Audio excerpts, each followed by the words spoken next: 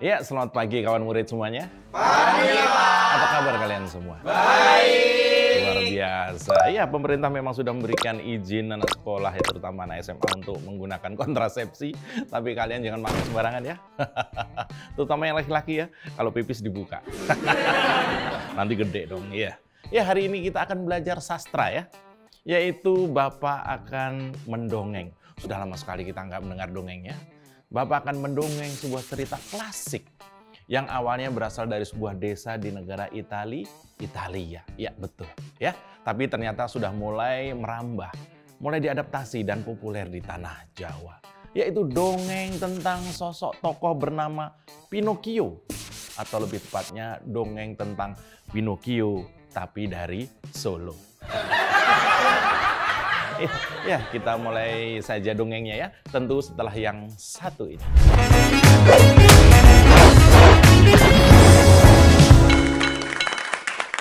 Ya, kawan murid yang Pak Jo hormati semuanya.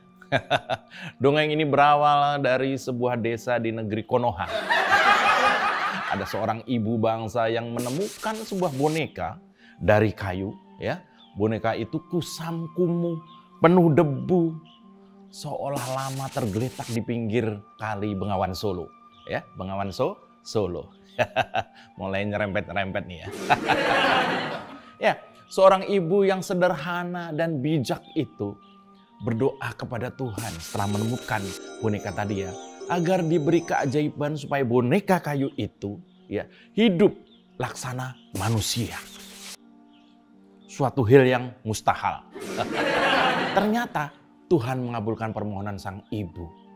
Dan sejak itu sang boneka tadi ya sudah seperti manusia.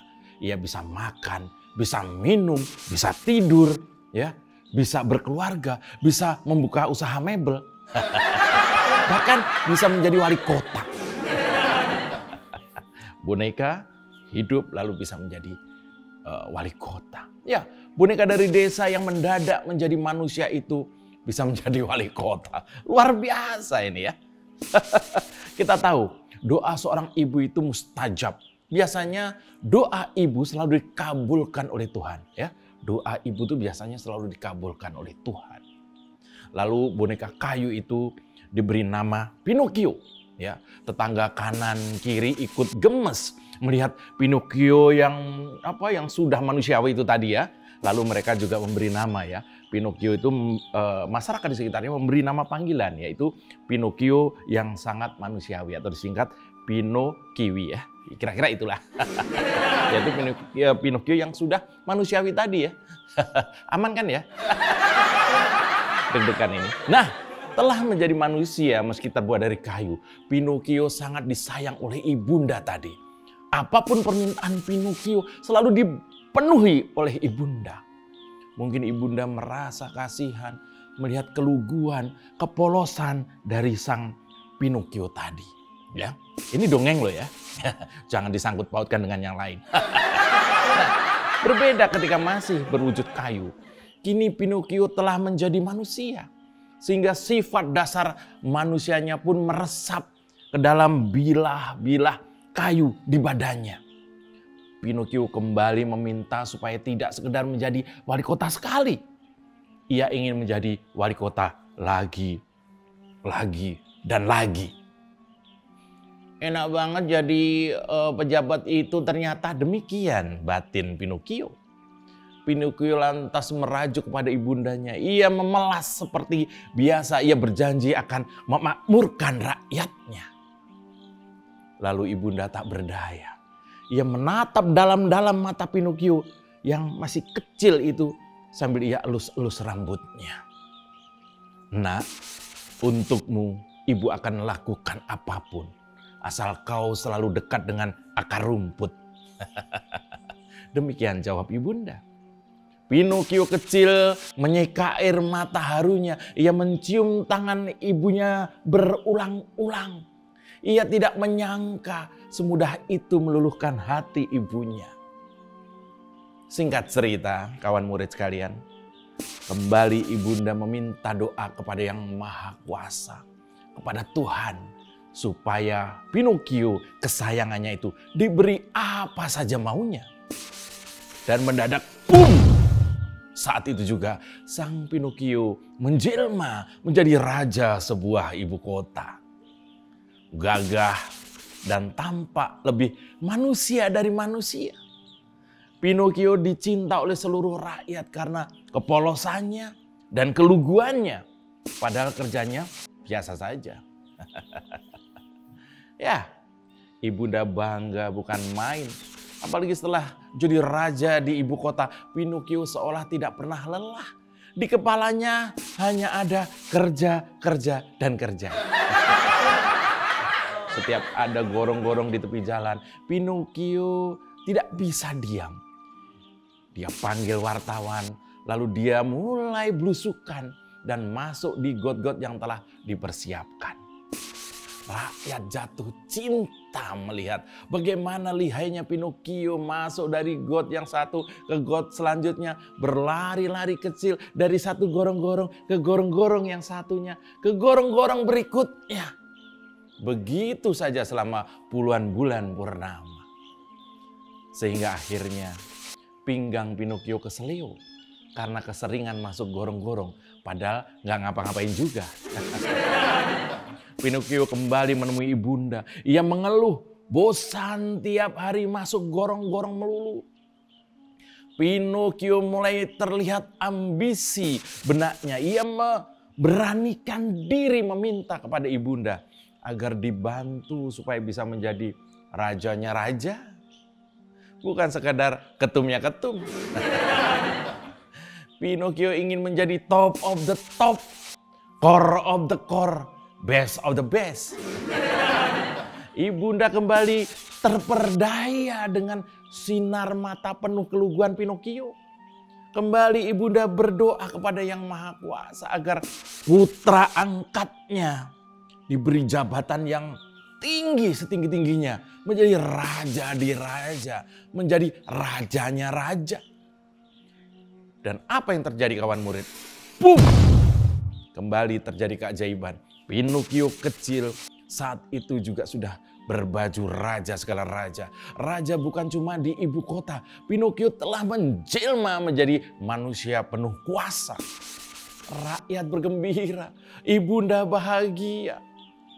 Tapi ada mendung tebal menyelimuti kerajaan. Ibunda melihat mendung tebal itu. Lalu ibunda memanggil Pinocchio yang sudah mulai sulit ditemui karena kesibukannya sebagai raja di raja. Ibunda mengirim pesan kepada Pinocchio agar berhati-hati menghuni istana raja di raja. Karena ibunda punya pengalaman menghuni juga. Kalau tidak kuat, akan ada ruh jahat berjubah hitam yang akan mengganggu sepanjang masa. Pinocchio dengan senyum kecut menjawab kekhawatiran ibundanya dengan bilang, "Ya, mana saya tahu." Seperti juga ketika Pinocchio menjadi wali kota, dia juga ketagihan. Ia minta lagi dan lagi dibantu ibunda menjadi raja kesekian kalinya. Pinocchio tidak mau jadi raja hanya 2 dasawarsa. Dia ingin lebih dan lebih lagi. Ibunda yang bijak mulai cemas. Beliau seperti sudah tidak mengenal Pinocchio yang lugu yang ia bawa dari desa Surakarta dulu. Ibunda sedih. Sedih karena ruh jahat istana raja di raja telah menguasai Pinocchio. Pinocchio berubah. Pinocchio tidak sepolos dulu lagi. Rakyat bersuara marah. Artinya Tuhan juga marah karena dalam pengertian demokrasi suara rakyat adalah suara Tuhan. Vox populi, vox Dei. Ibunda marah, rakyat marah, Tuhan juga marah. Komplit. Pinocchio tidak takut mendapat tantangan dan juga tentangan dari ketiga unsur itu. Pinocchio putar otak agar tetap berkuasa dengan segala kelihayannya. Bersandiwara, Pinocchio memegang semua unsur kekuasaan. Dengan segala cara Pinocchio berusaha mempertahankan kekuasaannya. Dia membuat relawan yang bernama Pro-Pi alias Pro Pinocchio. Dia minta anak-anaknya juga mencontoh dirinya, berkuasa mulai dari tanah kelahirannya. Dia menggunakan aparat dan kolega untuk memenangkan pertempuran. Singkat cerita, banyak sekali dosa Pinocchio ini dalam menjabat sebagai raja. Ia menghalalkan segala cara, ia rajin berdusta, ia rajin mengkhianati pendukungnya. Dan yang paling menyedihkan adalah Pinocchio bahkan menzolimi ibunda yang membesarkannya. Kalau dalam cerita Pinocchio versi aslinya, hidung Pinocchio akan bertambah panjang setiap ia berdusta. Tapi Pinocchio yang satu ini, setiap berdusta yang makin panjang adalah angka-angka di rekeningnya. Pinocchio dari Solo, ya, Solo itu di Afrika, saat ini makin terlihat segala tingkah lakunya. Apa yang ia janjikan kepada ibunda tidak satu pun kesampaian. Dan mendekati akhir kekuasaan, suasana makin ramai. Konon Pinocchio disebut sebagai pewaris kultur kebohongan dalam publik. Kebohongan demi kebohongan menjadi strategi permainan kotornya. Kawan murid sekalian, bahkan sekarang banyak yang meragukan kredibilitasnya, meragukan angka-angka surveinya, meragukan keturunannya, meragukan agamanya, bahkan meragukan ijazahnya. Pinocchio kini makin meyakinkan bagaimana kebohongan telah menjadi strategi dalam politik sebagai sarana ia berkuasa. Cerita tentang Pinocchio ini menggambarkan bagaimana budaya kebohongan diwariskan dan digunakan sebagai alat permainan kekuasaan. Bayangkan, warisan kok sebuah kebohongan. Pinocchio bukan hanya memanipulasi informasi soal keberhasilan kerajaan yang dipimpinnya, tapi ternyata banyak juga orang pintar, akademisi, bahkan tokoh agama yang tersihir oleh banalitas kebohongan, nepotisme, dan otoritarianisme Pinocchio Solo ini. Lalu bagaimana cerita selanjutnya?